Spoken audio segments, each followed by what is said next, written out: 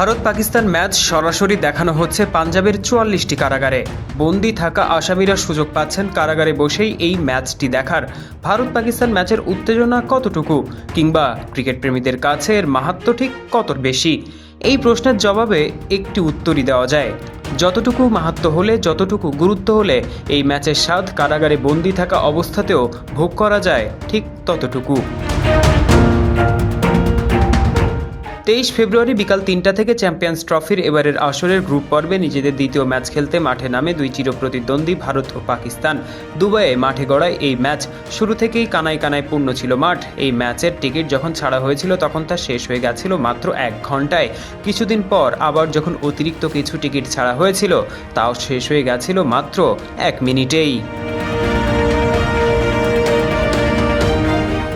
শেষবার ভারত পাকিস্তান ম্যাচ মাঠে গড়িয়েছিল নিউ ইয়র্কের গত বছরের টি-20 বিশ্বকাপে। সেবার কালো বাজারে ওই টিকিটের মূল্য ছাড়িয়েছিল ১০ লাখ টাকা, আর এবার স্টেডিয়ামে আসন সংখ্যা মাত্র ২৫,০০০। ফলে খবর পাওয়া গেছে কালো বাজারে টিকিটের মূল্য ২০ লাখের কাছাকাছি ঠেকেছিল।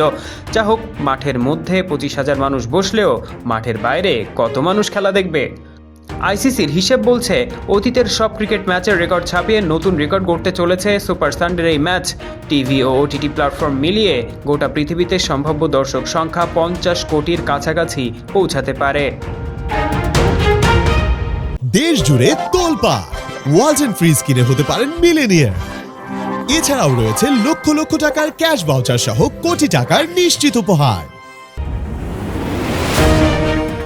এই ম্যাচের দর্শক আগ্রহ কেমন তা বুঝতে আর একটা তথ্য শুনতে পারেন। এই ম্যাচের সময়ে বিজ্ঞাপন দিতে ১০ সেকেন্ডের স্লটে বিজ্ঞাপনদাতারা খরচ করছেন ৫০ লাখ টাকার মতো, যা আইপিএলের কোনো ম্যাচে ১০ সেকেন্ডের স্লটের দাম, যা প্রায় ১৮ লাখ টাকা, তার প্রায় ৩ গুণ।